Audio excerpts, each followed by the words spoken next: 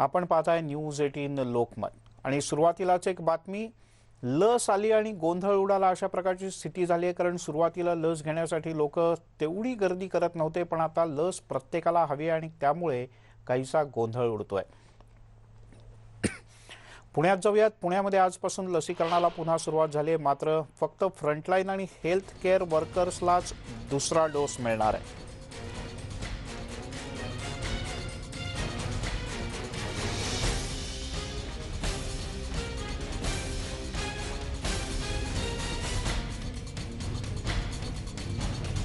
दुसरा डोस फक्त फ्रंटलाईन आणि हेल्थ केअर वर्कर्सलाच मिळणार आहे, तर नोंदणी केलेल्या 10% नागरिकांनाच फक्त पहिला डोस मिळेल। लस जास्त आणि लाभार्थी नाहीत अशा प्रकारची एक वेगळीच स्थिती पुण्यामध्ये पाहायला मिळते।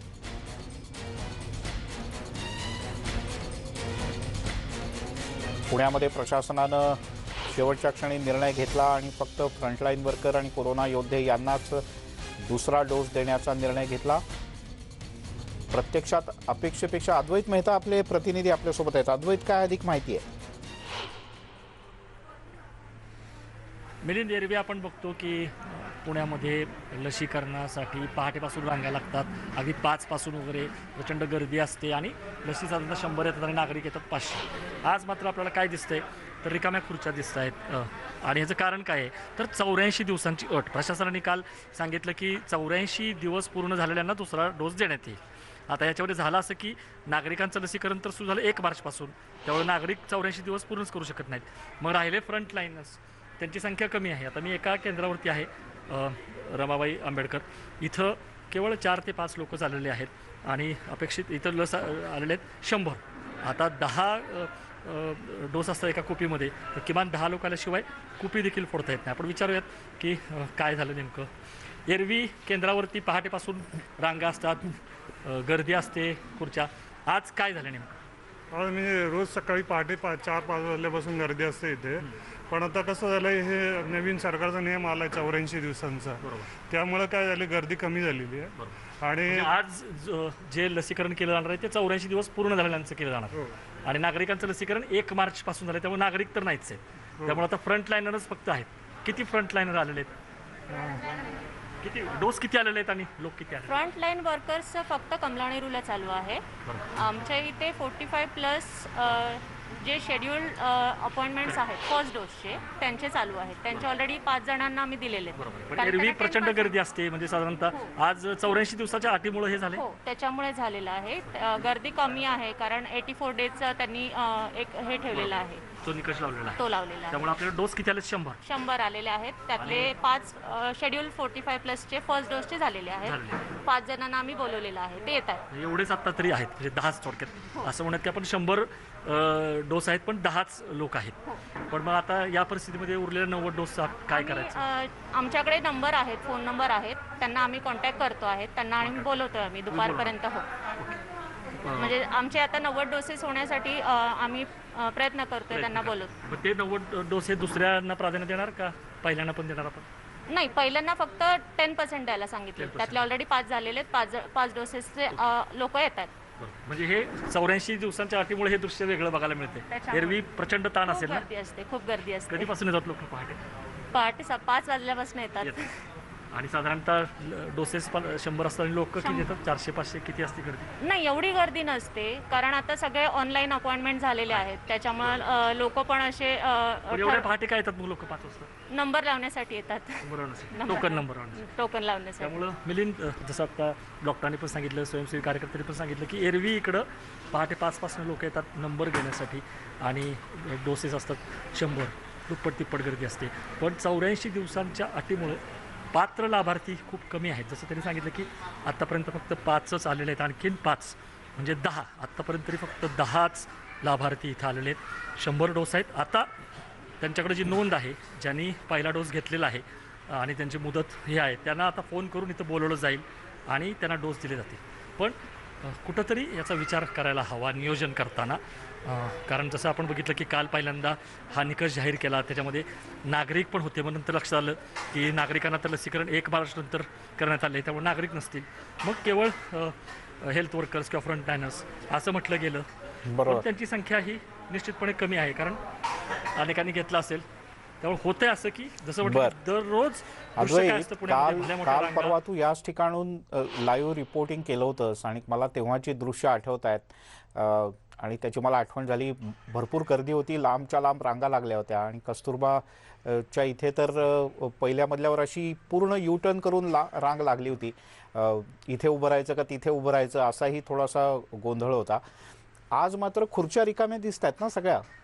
मग का बरं, म्हणजे लोकांना का बरं निरोप नाही पोचू शकला? बरोबर. प्रॉब्लेम हाच होतोय की मिलिंद, काय होतं की रात्री उशिरा, म्हणजे महापालिकेचं पण काय म्हणणं आहे की महापालिकेला सुद्धा लसी येणार की नाही हे रात्री उशिरा कळतं. ते रात्री उशिरा कळल्यानंतर मग सोशल मीडियाच्या माध्यमातून ते लोकांपर्यंत पोचवलं जातं. होतं असं की लोक टोकन नंबर मिळवण्यासाठी पहाटे 4-5 पासून रांगा लागतात. त्यामुळं वर्तमानपत्र लोकांच्या घरी उशिरा येतात. प्रत्येकजणच चॅनल बघतील असं नाही, सोशल मीडियावरती प्रत्येकजण असतो असं नाही. त्यामुळं माहिती, ही जी माहिती आहे ती इतक्या उशिरा येते रात्री 8 वाजता. त्यानंतर मग कळणार की निकष काय आहे. आता काल जशी माहिती आली की 84 दिवस पूर्ण केले असतील तरच तुम्हाला दुसरा डोस मिळणार. त्याच्यामध्ये आधी नागरिकांचा समावेश केला गेला. नंतर कळलं की 1 मार्चपासून नागरिकांचं लसीकरण झाले, नागरिक हा निकष पूर्ण करू शकत नाही.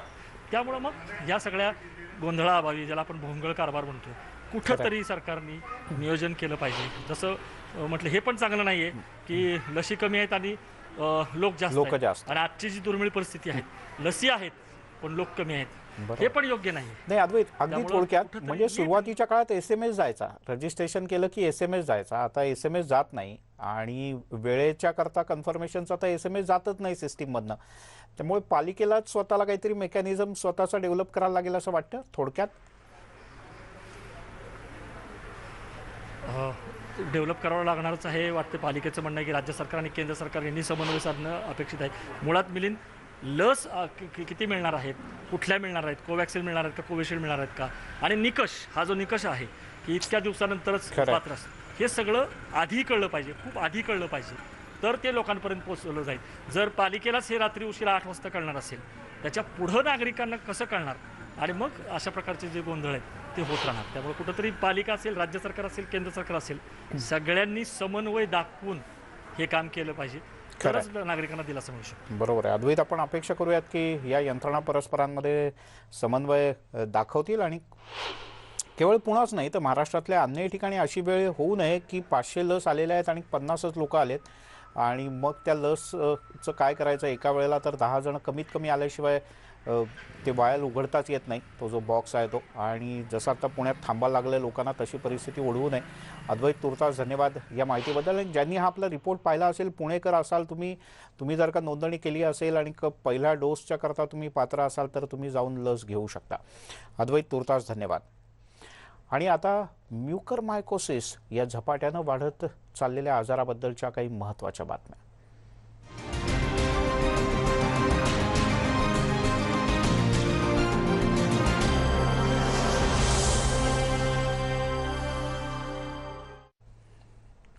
कोरोनातून बऱ्या झालेल्या काही रुग्णांमध्ये तर काही कोरोना पॉझिटिव्ह असलेल्या रुग्णांमध्ये आता म्युकरमायकोसिस या बुरशीजन्य आजाराचं प्रमाण वाढत चाललं आहे. एक नवीन संकट समोर आलं आहे. राज्यामध्ये आता म्युकरमायकोसिसचं संकट अन्यही जिल्ह्यांमध्ये पसरू लागलं. या आजारावर उपचारासाठी आता राज्यातल्या मोठ्या रुग्णालयांमध्ये स्वतंत्र कक्ष आणि उपचाराची यंत्रणा उभी करण्याचे निर्देश राज्याच्या आरोग्य विभागानं दिले.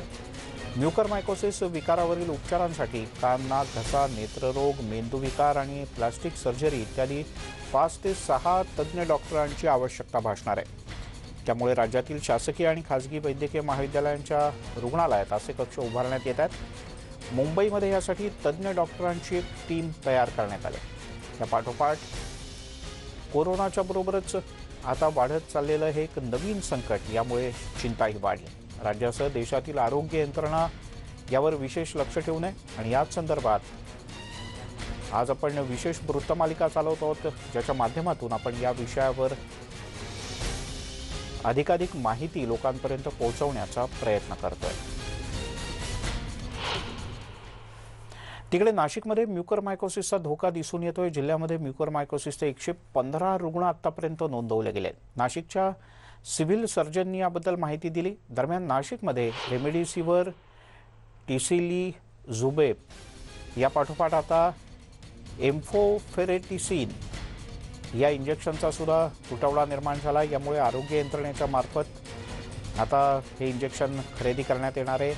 त्यानंतर आता येत्या 3 दिवसांमध्ये हा साठा उपलब्ध होईल असं सांगितलं जात आहे. आणि या संदर्भात आपण अधिक जाणून घेऊयात. थेट नाशिकहून डॉक्टर अशोक थोरात आपल्यासोबत जोडले गेलेले आहेत. मुख्य सिव्हिल सर्जन आहेत नाशिकमधले. डॉक्टर, स्वागत आहे आपलं न्यूज 18 लोकमतमध्ये. या नवीन आजाराच्या संदर्भात काय सध्याची स्थिती आहे आपल्या जिल्ह्यातली, विभागातली, आणि लोकांनी काय काय काळजी घेतली पाहिजे? नाशिक जिल्ह्यामध्ये एकूण 115 रुग्ण आढळून आलेले आहेत आणि ते रुग्ण वेगवेगळ्या ठिकाणी ट्रीटमेंट घेत आहेत. या रोगाचा जर म्हणजे म्युकरमायकोसिस याच्या रोगाबद्दल जर आपण विचार केला तर अनकंट्रोल डायबिटीज, इम्युनोकॉम्प्रोमाइज्ड जी मंडळी असतात, जी स्टेरॉइड्सवरती असतात, किंवा आता कोविडच्या अनुषंगानं जी अतिप्रमाणात व्हेंटिलेटरचा वापर असेल किंवा अतिप्रमाणात ऑक्सिजनचा वापर असेल किंवा ICUमधलं ॲडमिशन असेल, या वेगवेगळ्या कारणांमुळे या म्युकरमायकोसिसचा प्रादुर्भाव आपल्याला थोडासा एरवीपेक्षा कोविडच्या पॅन्डेमिकमध्ये जास्त दिसून येत आहे. पण मग आता तात्पुरत्या स्वरूपात यावर उपाय काय? कारण जसं मुंबईमध्ये किंवा महाराष्ट्रात सरकारनं जाहीर केलं की महात्मा ज्योतिबा फुले अंतर्गत रुग्णांना याचा फायदा मिळेल शासकीय योजनांचा, पण त्याची जी लिमिट आहे ती मर्यादित आहे. अशा परिस्थितीत लोकांना औषधं कशी मिळणार? नाही, याच्यामध्ये निदान झाल्याबरोबर त्याचं अर्ली सर्जरी आणि सर्जरीनंतर ॲम्फोटेरेसिनचे इंजेक्शन देणं अत्यंत आवश्यक असतं. आणि ॲम्फोटेरेसिनचं इंजेक्शन हे महागडं इंजेक्शन आहे आणि त्याची उपलब्धता असणं हे महत्त्वाचं आहे. त्या दृष्टीनं राज्य शासनाकडून आम्हाला काही गाईडलाईन्स प्राप्त झालेल्या आहेत आणि इंजेक्शनचा साठा पण आपल्याला आजपासून मिळायला सुरू होणार आहेत. आणि ते इंजेक्शन शासकीय यंत्रणेमध्ये जे रुग्ण ॲडमिट असतील त्यांना तर आपण देणारच आहोत, पण काही रुग्ण जर खाजगी हॉस्पिटल्समध्ये असतील, कॉर्पोरेट. मी तुम्हाला एकच सेकंद थांबवतो. आपण थेट आता कोस्टगार्डच्या इथे जाणार आहोत. जे ऑपरेशन नेव्हीने केलं होतं, अनेकांना वाचवण्यात आलंय. आपण ऐकूयात ते काय सांगतात. The ship navigated through these conditions and went to sea. Did our best job out at sea with the barge. As we arrived on the scene, we took charge of the situation, and with others on site, we rendered the best possible assistance that could be done for the barge and the crew. These operations are currently still ongoing. We have a large number of naval units on site. Number of naval ships, aircraft are in the area, still conducting operations for search and rescue. My ship, of course, has just come back with a large number of people on board. So how many people are on board? How many people are on board? Can you tell the numbers, please? About 184 people have been recovered from sea, of which 125 are on board my ship. We have rescued about 125. Sir, क्या challenges थे जब आप लोग ship 2 बजे लेकर निकले? challenges क्या थे? वेदर कैसा था? कितनी मुश्किलें थी और सर्च एंड रेस्क्यू में कितनी दिक्कतें आ रही थी? So, like I was saying, with the effects of the cyclone, these were tough conditions for us at sea. Anybody who's been to sea will understand that. We had wind speeds almost to about 90 to 100 kilometers an hour from the time we left here and the time we reached in the area. We had waves about 9 to 10 meters in height. As you can understand, those sort of waves for even a ship like mine will almost cover my entire ship with sea. They're difficult conditions for us to operate because it endangers not only people out sea but also my crew.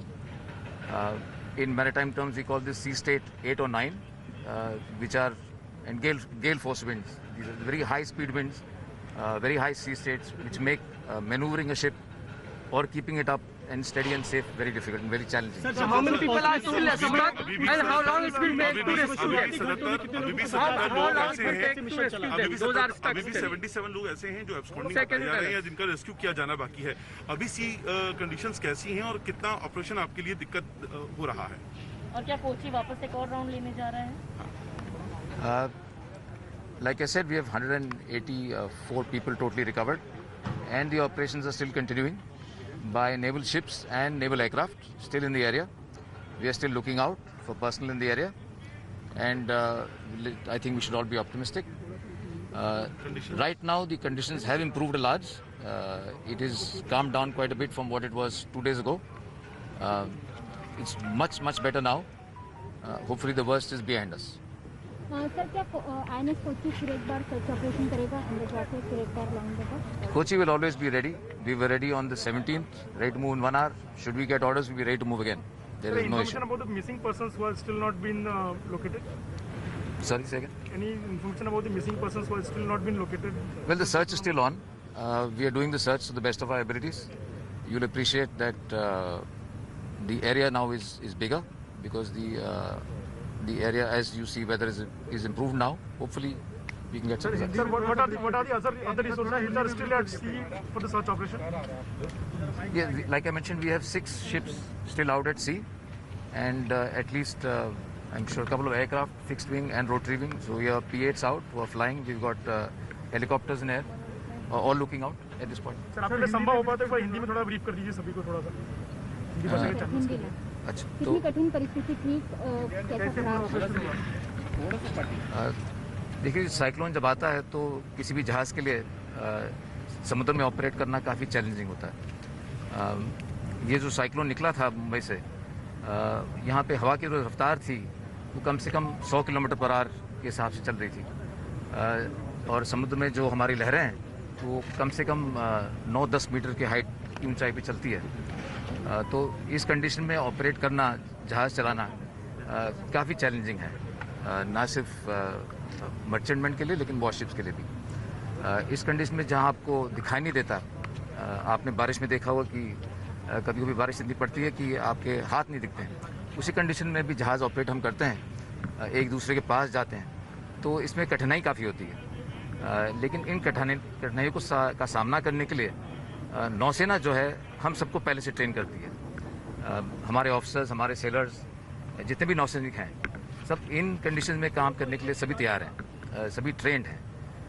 इसलिए मैं कह रहा था कि जैसे हमें हुक्म मिला तो हमें 1 घंटे के अंदर हमको जहाज़ को निकालना पड़ा यहाँ से। हालांकि आपने देखा होगा कि परसों 17 तारीख की सुबह मुंबई में भी आपने देखा होगा कितनी बारिश पड़ रही थी, जहाँ आपको शायद हाथ भी दिखाई दे दिया। अभी इन कंडीशन में हमने जहाज़ को निकाला, सुरक्षित रहे खुद, और उस एरिया में पहुंचे सर्च ऑपरेशन करने के लिए। सर रात के समय सर्च रेस्क्यू जारी रहा, रात भर तक मदद किया गया। कैसे चैलेंजिंग था रात के समय, क्योंकि विजिबिलिटी नहीं थी और लहरें 9-10 फीट तक ऊंची थी, 9-10 मीटर तक। ये ऑपरेशंस जो थी, हमने जब स्टार्ट करा था, स्टार्ट की थी 17 के शाम को, और हमने लोगों को रिकवर करना किया समुद्र से। ये कम से कम उस शाम को और उस रात को, अगले सवेरे, अगले दोपहर तक हम कंटिन्यू इसी में लगे रहे। अब जैसा आप कह रहे थे कि उस दिन बारिश भी बहुत थी, जो हम कहते हैं नेवल टर्म डार्क नाइट, तब आपको कुछ दिखाई नहीं देता रात को, और लहरें भी काफ़ी ऊंची थी। लेकिन उसमें ऑपरेट करना, जैसे मैं कह रहा था, ये हमें सिखाया जाता है। इसलिए नेवी को ये सब काम करना, हाँ चैलेंजिंग तो है, कठिनाई तो है, लेकिन ये हम करते हैं। ये इसी के दिन के लिए हम ट्रेन करते हैं नेवी। तो अब ये जानना चाहिए कितने लोगों को बाहर निकाला गया है, कितने सर्च ऑपरेशन शुरू है जिसकी जानकारी आपके पास है? फिर से कितने लोगों को अब तक बचाया गया है और कितने लोग अब तक फंसे हुए हैं जिनके शोध में आप हैं? 125 लोग तो हम कोची पे ले आए हैं, और 61 लोग और हैं, 61 और हैं जो बाकी जहाज़ में, जो भी और भी यहाँ पे शोर में आके पहुँचे। सर अभी भी कोई मिसिंग है? फिगर्स तो मैं शायद आपको नहीं दे पाऊंगा, लेकिन सर्च ऑपरेशंस अभी भी जारी हैं जब तक हर आदमी। किस एरिया में सर्च ऑपरेशन जारी, लोकेशन बता पाएंगे? ये ऑपरेशंस, देखिए, ये प्लान करने का तरीका होता है। जहाँ हम जहाज़ को देखते हैं डूबता हुआ, तो उस एरिया के अगल बगल में हम सर्च करते हैं, और इस सर्च को प्लान करने का तरीका है जिससे हम ये सारे विंड और एनवायरनमेंट फैक्टर्स को लेकर के प्लान करते हैं। तो जैसे आप हवा बढ़ती है, समुद्र में गहराई बढ़ती है, या टाइड ज़्यादा बढ़ते हैं, तो उसकी रफ्तार को लेके हम दिन ब दिन ये एरिया बढ़ते रहता है, और उसमें हम ज़्यादा से ज़्यादा यूनिट्स और डिप्लॉय करते हैं ताकि पूरा एरिया कवर हो। सर, ये ऑपरेशन में कोई इंजरी वगैरह किसी को हुई है? पे पहुंचे नहीं, जितने भी लोग हमने रिकवर किए थे, देखिए अगर आदमी पानी में गिर रहा है आदमी तो ये तो गिवन है कि थोड़ी तो चोट तो लगेगी। समुद्र में आप आखिरकार गिर रहे हैं और रिकवर भी कर रहे हैं तो थोड़ी प्रॉब्लम्स तो होंगी, लेकिन खुशी की बात यह है कि किसी भी आदमी को कोई गहरी चोट नहीं लगी। जहाज़ पे हमारे जो मेडिकल स्टाफ है, डॉक्टर्स हैं और मेडिकल असिस्टेंट्स हैं, सब ने हर आदमी का इलाज किया ऑन बोर्ड जैसे आए थे और सबको थोड़ा बहुत मेडिकल ट्रीटमेंट दे करके उनको हमने उनका देखभाल किया। सर, ये लोग कौन सी कंडीशन में थे जब आप स्पॉट पे पहुंचे? सर मिसिंग कितने सर, एक लास्ट फिगर सर मिसिंग कितने हैं सर? त्यामुळे काय पद्धतीचं जबरदस्त आव्हान समोर होतं हे देखील त्यांनी सांगितलं। 8 ते 10 मीटरपेक्षाही उंच लाटा येत होत्या आणि अशा परिस्थितीमध्ये INS कोचीच्या माध्यमातून हे ऑपरेशन करण्यात आलं। 77 जणांचा शोध अजूनही सुरू आहे, तर एकूण 77 जण आहेत की ज्यांचा नेमकेपणानं ठावठिकाणा लागलेला नाही आणि समुद्रात अजूनही शोध आणि बचाव कार्य सुरू असल्याचं त्यांनी म्हटलंय। यासोबतच बुलेटिनमध्ये घेऊयात एक छोटासा ब्रेक। सर्व प्रकारच्या ताज्या अपडेट्ससाठी news18lokmat.com या आमच्या वेबसाईटला लॉग ऑन करा।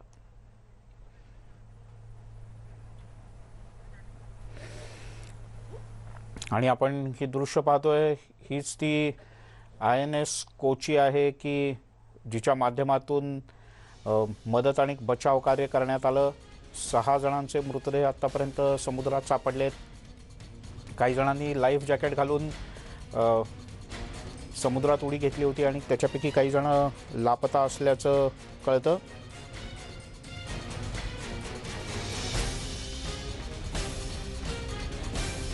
ही थेट दृश्य आपण पाहतो आहोत।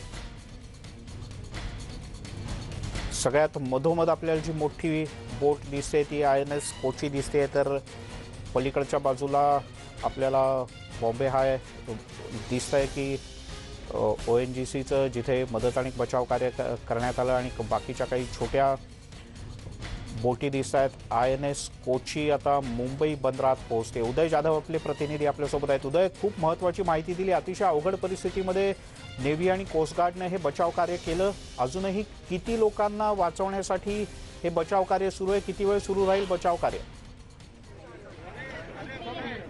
मिलिंदजी, एकूण आपण आता परिस्थिती बघतोय की जे आता थेट दृश्य आपण इथे दाखवायला सांगतो की हे INS कोची आहे, युद्धनौका भारतीय नौदलाची, आणि इथूनच आता जे बचाव कार्यामधून बचावलेले जे लोक आहेत त्या सर्वांना इथून आता बाहेर काढलं जाणार आहे।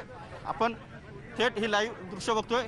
याच गेटमधून सर्व जे नागरिक आहेत जे खोल समुद्रामध्ये अडकले होते त्यांना आता सुखरूप मुंबईच्या या नौदल तलावावरती आणलं जाणार आहे। आपण थेट ही लाईव्ह दृश्य बघतोय।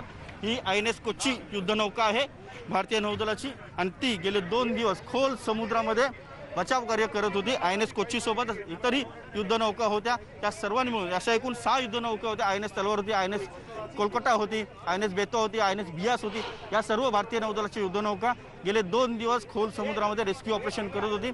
या युद्धनौकांवरील ती जे नौदलाचे जवान होते ते स्वतःच्या जीवाची बाजी लावून अक्षरशः त्या नागरिकांचे जीव जे वाचवण्यासाठी प्रयत्न करत होते। जेव्हा तोक्ते चक्रीवादळ जे आहे मुंबईच्या जवळच्या समुद्रकिनाऱ्यावर येऊन घोंगावत होतं त्यावेळेला 4 वेगवेगळ्या बार्जमधून ज्या व्यापारी जहाज होतं तिथून SOSचे कॉल आले। हे SOSचे कॉल म्हणजे बचावासाठीचे कॉल होते, रेस्क्यूसाठीचे कॉल होते। ते आल्यानंतर भारतीय नौदल आणि भारतीय तटरक्षक दल सतर्क झालं आणि त्यांनी तात्काळ आपल्या युद्धनौका ज्या आहेत त्या खोल समुद्रामध्ये पाठवल्या। खोल समुद्रामध्ये आपण इथे मागे बघू शकतो कोणत्याही क्षणी हे सर्व नागरिक जे आहेत बचावलेले ते बाहेर येतील। खोल समुद्रामध्ये समुद्र अक्षरशः उधाणलेला होता। रौद्र भीषण असं स्वरूप जे आहे ते समुद्राला आलं होतं आणि या सर्व नागरिक जे त्यांचा जीव जो आहे धोक्यात आला होता आणि त्यांना वाचवण्यासाठी पराक्रमाची शर्त जी आहे भारतीय नौदलाच्या जवानांनी केलेली आहे। आपण पुन्हा एकदा लाईव्ह बघू शकतो। इथून आता पुढच्या कोणत्याही क्षणी हे सर्व नागरिक जे आहेत ते बाहेर येणार आहेत आणि सगळ्यात महत्त्वाचं म्हणजे भारतीय ONGC जी कंपनी आहे भारताची त्याचे तेल उत्खनन प्रकल्प जे आहे बॉम्बे हायजवळ सुरू आहे तिथे मोठा ONGCचं जहाज जे आहे ते अडकलं होतं, त्यांचा नांगर तुटला होता। त्यामुळे तिथे मोठ्या प्रमाणात भीतीचं वातावरण जे आहे ते निर्माण झालं होतं. काही जे नागरिक होते जे इतके भयभीत झाले की त्यांनी लाईफ जॅकेट घालून समुद्रामध्ये उड्या मारल्या, कारण ज्या बोटीवरती ती लोक होते ती बोट अक्षरशः मोठ्या प्रमाणात हेलकावे खात होती. आणि त्यानंतर या बोटीने SOSचा जो मेसेज आहे तो इंडियन नेव्हीला आणि कोस्टगार्डला पाठवला आणि त्यानंतर कोस्टगार्ड आणि इंडियन नेव्ही ॲक्टिव्ह झाली. आणि ह्या सगळ्या प्रयत्नानंतर म्हणजे जवळपास 24 तास INS कोची असेल, INS कोलकाता असेल, INS तलवार असेल, हे सगळं पराक्रमाची शर्त करून या नागरिकांना वाचवत होते. कारण घटनास्थळावरती या आपल्या भारतीय नौदलाच्या युद्धनौका पोहोचल्या आणि पोहोचल्यानंतर आपण आता ही पुन्हा एक थेट दृश्य बघतोय. मुंबई पोलीस जे आहेत ते देखील इथे INS कोचीवरती आलेले आहेत, कारण हे सर्व भारतीय नागरिक आहेत. त्यांची पूर्ण आयडेंटिटी करूनच त्यांना भारताच्या जमिनीवरती येऊ दिलं जाणार आहे. मुंबई पोलीस देखील या सर्व नागरिकांचे कॉन्टॅक्ट नंबर, त्यांचं ओळख जी आहे ती केली जाणार आहे, तपासली जाणार आहे आणि त्यानंतर त्यांना इथे जमिनीवरती भारताच्या उतरवलं जाणार आहे. एकूण पोलीस यंत्रणा देखील सतर्क झाल्याचं आपल्याला पाहायला मिळतं आहे. पुढच्या कोणत्याही क्षणी याच मार्गातून सर्व जे नागरिक आहेत ज्यांना वाचवलेले आहे ते सर्व येतील. या INS कोचीवरती एकूण 184 जणांना उदय वाचवण्यात यश आलेले आहे. INS कोची या भारताच्या महत्वाच्या नौकेला आणि खूप महत्वाचं काम केलं, पण अद्यापही काही जणांचा शोध घेणं बाकी आहे. त्यामुळे ही शोध मोहीम नौदल आणि कोस्टगार्डच्या वतीनं अद्यापही सुरूच राहील असंही INS कोचीच्या कॅप्टनने सांगितलं. अवघ्या काही क्षणांचा ब्रेक, लगेचच परत येतो. याच बातमीवर कायम राहणार आहोत.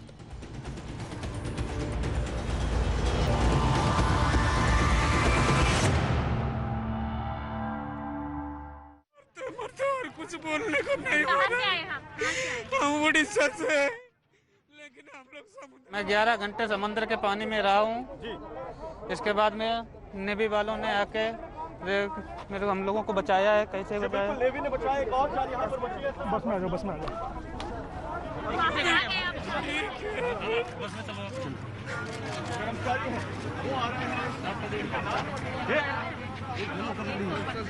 आप कहाँ से आए? जाइए उधर से जाइए, बस में बैठिए पहले।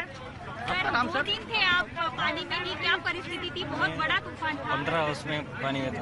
आप कहाँ से हैं?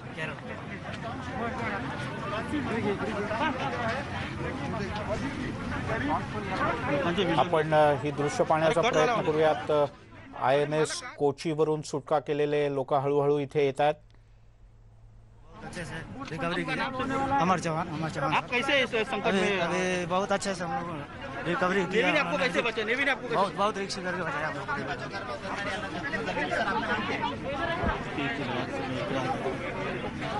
या सगळ्यांच्या प्रतिक्रिया आपण घेण्याचा प्रयत्न करूयात. ज्यांना वाचवण्यात यश आलं असे सगळेजण हळूहळू त्यांच्याकडच्या कागदपत्रांची योग्य तपासणी करून त्यांना आणलं जात आहे. आता उन परिस्थितियों के बारे में जिन परिस्थितियों में आपको रेस्क्यू किया गया था? बहुत परेशानी था सर, बहुत परेशानी। इस समय बहुत ठीक है। ठीक है, उन लोगों को आने दो जो।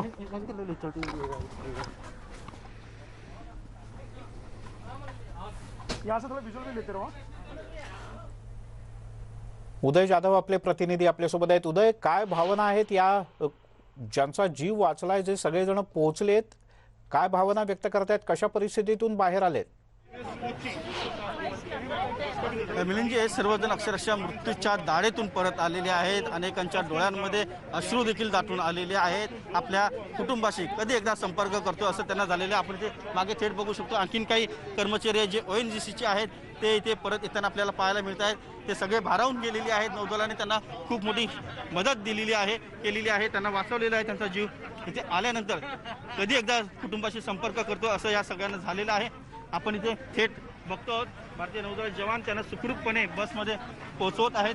सगळेजण बसमध्ये इथे आलेले आहेत आणि त्यानंतर हे सर्वजण जे आहेत आपापल्या घरी जाणार आहेत. काही जण जखमी देखील झालेले आहेत. सर्वजण त्या सर्वांना उपचार देखील इथे भारतीय नौदलाच्या जवानांनी त्यांच्यावरती केलेले आहेत. काही जणांनी तर अक्षरशः अश्रूंचा बांध फुटला आणि त्यांनी प्रतिक्रिया दिली की आम्ही खूप मरणाच्या दाढेतून परत आलेलो आहोत. काही इथे आपण बघू शकतो जे खलाशी आहेत, कर्मचारी आहेत, ते वाचून परत आलेले आहेत. खूप कठीण प्रसंगातून हे सगळेजण परत जे आहेत ते आलेले आहेत.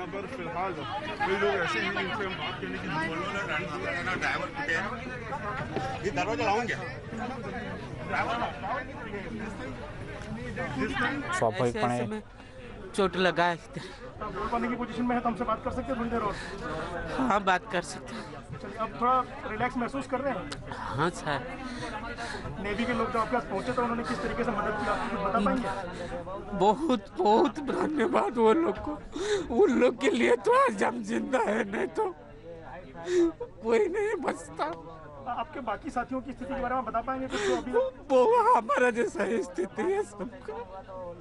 चलिए ठीक है, आप ध्यान रखिए अपना।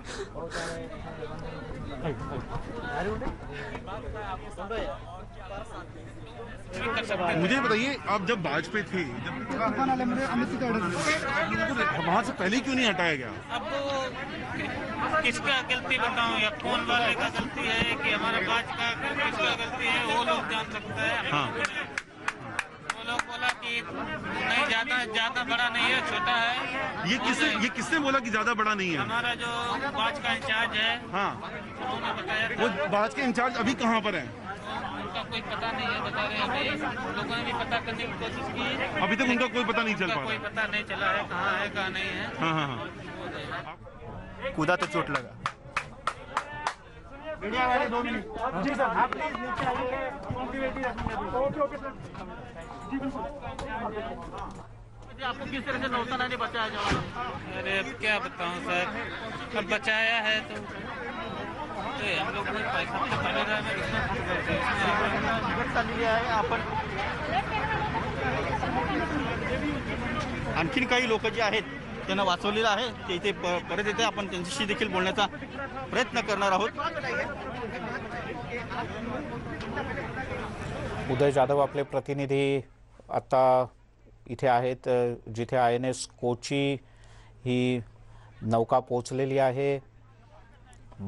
184 जणांना वाचवण्यात एकूण यश आलंय आणि या सगळ्यांना मुंबईमध्ये आणण्यात आलं आहे आणि 6 जणांचे मृतदेह आतापर्यंत सापडलेत।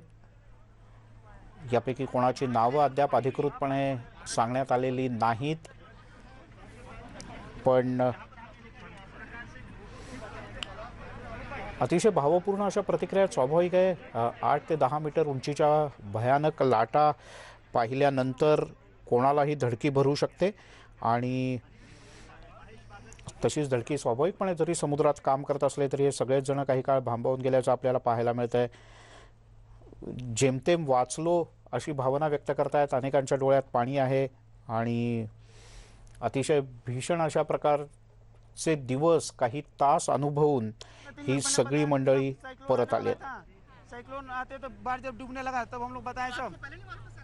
साइक्लोन का पता था, कंपनी वाला रिस्क नहीं लिया ना, 2-3 बोट था, 2 बोट छोड़ दिया, ये लास्ट वाला अपना बोट रुक रही है, छोड़ा उसमें लोग बैठ के गए। हाँ वो लोग चला गया। आपको क्यों नहीं निकाला वहाँ से? अरे वो कंपनी के 3 बोट था ना, 2 बोट चला गया और 1 बोट लास्ट में बचा, इसमें के 260-65 लोग थे और एक कंपनी वाला डीजल लिया नहीं, इसके बाद हम लोग उसमें डीजल नहीं था एक बोट में। तो निर्णय टाइम पे नहीं हुआ इसका? निर्णय समय से नहीं लिया है। कंपनी ने आपका कोई ख्याल नहीं रखा? कोई ख्याल नहीं रखा। क्या नेवी ने आपको कैसे बचाया? नेवी के जवानों ने आपको कैसे बचाया? नेवी तो आया 12-13 घंटे बाद आ गया नेवी। जो रिलीज किया उसमें लोग छोड़ा उसके? हाँ वो लोग चले गए, उसमें 150 लोगों को छोड़ दिया। 150 लोगों को 2 बोट में छोड़ा? जी सर। और आप लोग बाकी थे? हम लोग 260-65 लोग थे। नेवी के जवानों ने आपको कैसे बचाया? नेवी ने तो बहुत जल्द बताया सर। बोले बहुत अच्छी तरह से बताया, नेवी वाले ने मानना पड़ेगा, बहुत सहयोग किया हम लोग को, खाना पीना सब अच्छी प्रकार से दिया, बहुत बढ़िया सहयोग किया। अगर ये लोग नहीं तो हम लोग को जान भी नहीं बचते, तो सही बात है। कैसा तूफान था? तूफान तो बहुत था, 160-65 के एवरेज में था पानी का लहर, और हवा भी उतना तेज था। 14 घंटे जी सर, 14 घंटे पानी थे। हाँ, तो ये 14 घंटे जो है किस तरीके से आपके बीते? क्या आप लोगों ने कोई गोला बनाया था? जी सर, जी हाथ पकड़ा था? 12-14 घंटे हम लोग 12-13 लोग थे, गोला बनाकर वैसे और काउंटिंग करते रहते थे।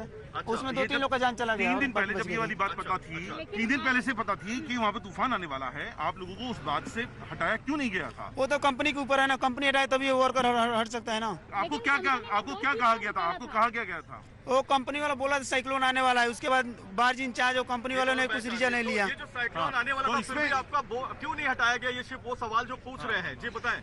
वो तो मालिक कंपनी वाला जब बोलेगा अब कौन वाले को कि तुम लोग को बोट हटाना है तभी इंचार्ज हटा सकते हैं ना। कौन कंपनी है, कौन सी कंपनी? मैथ्यू कंपनी है सर। है जी, मैथ्यू कंपनी है जी सर। अच्छा, और ये अफलोन वो कंट्रेक्टर है ना, अब कौन वास कंट्रेक्ट लेके चलता है। अच्छा, आप कितने लोग थे टोटल?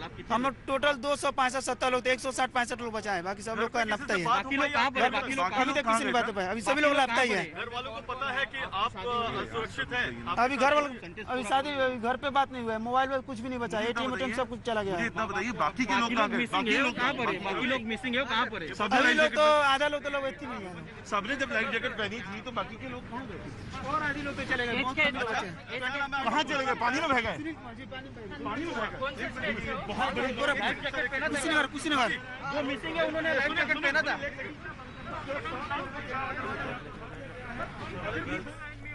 क्या उस समय का मंजर था आप लोग जब त्यामुळे फार प्रयत्नांची शिकस्त केली, निर्णय थोडा लवकर झाला असता तर कदाचित बहुसंख्य लोक वाचू शकले असते, असंही यांचं म्हणणं आहे.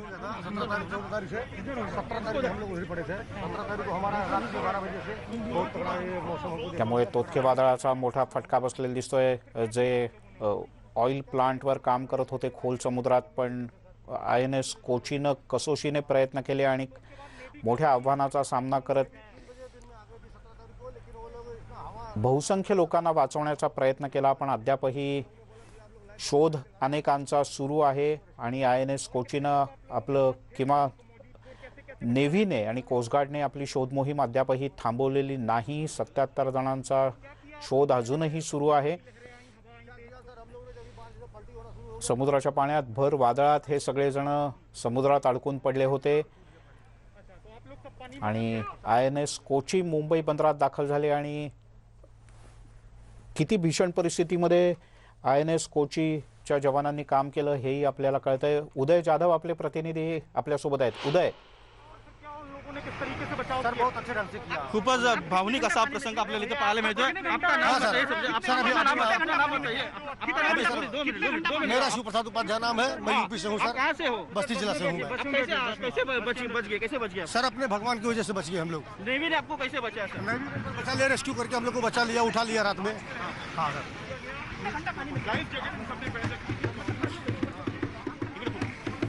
मुळे सगळेजण कित्येक तास पाण्यामध्ये अडकून पडले होते आणि ज्यांचा जीव वाचला ते अक्षरशः नेव्हीच्या जवानांचे पुन्हा पुन्हा आभार मानतायत की त्यांच्यामुळे आम्ही कसेबसे इथे वाचलो. आणि या 184 जणांना वाचवण्यात आलं. त्यातले काही जण हळूहळू एक एक जण इथे बाहेर पडतात. हे सगळे वेगवेगळ्या ठिकाणून आलेले आहेत. महाराष्ट्रातले काही जण आहेत, महाराष्ट्राच्या बाहेरचे बहुसंख्य लोक आहेत आणि या सगळ्यांना आता हळूहळू पाठवण्यात येत आहे. बसमध्ये आधी यांना बसवण्यात येईल, इथून त्यांची वैद्यकीय तपासणी करण्यात येईल आणि मग त्यांच्या गावी किंवा घरी त्यांना पाठवण्याची व्यवस्था करण्यात येईल. ज्या कंपनीच्या माध्यमातून हे सगळे कर्मचारी इथे काम करत होते तिथल्या संबंधित अधिकाऱ्यांनी वेळेत परतायचं किंवा नाही याचा निर्णय लवकर घेतला नाही. तो जर का लवकर घेतला असता तर कदाचित कोणतीही प्राणहानी झाली नसती, कारण नेव्हीनं आपलं काम पूर्णपणे चोख बजावलं असं या सगळ्यांचं म्हणणं होतं. एक छोटासा ब्रेक घेऊया. याच बातमीवर कायम राहणार आहोत. पाहत राहा न्यूज 18 लोकमत.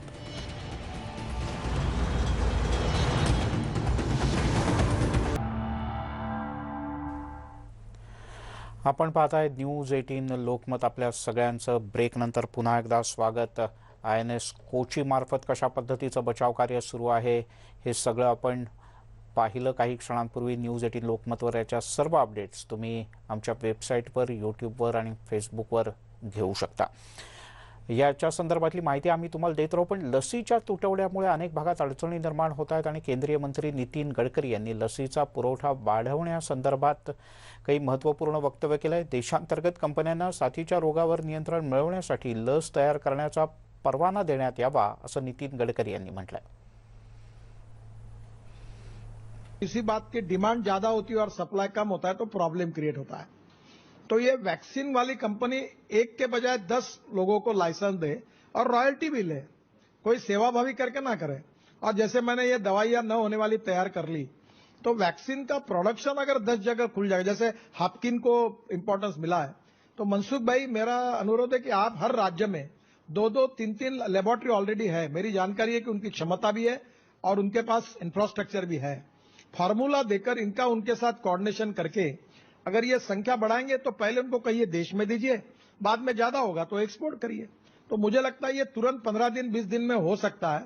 तो थोड़ा ये तो मेरे अंदर का विषय नहीं है, आप अनायसे दिल्ली में है, तो ये जो वैक्सीन का प्रॉब्लम है अगर इसमें सुलझाने में अगर आपको उचित लगे तो इसका जरूर विचार करिए। त्यामुळे एक महत्त्वाची सूचना ही केंद्रीय मंत्री नितीन गडकरी यांनी एका वेबिनारच्या माध्यमातून केली। एक छोटासा ब्रेक घेऊयात, पाहत राहा न्यूज 18 लोकमत।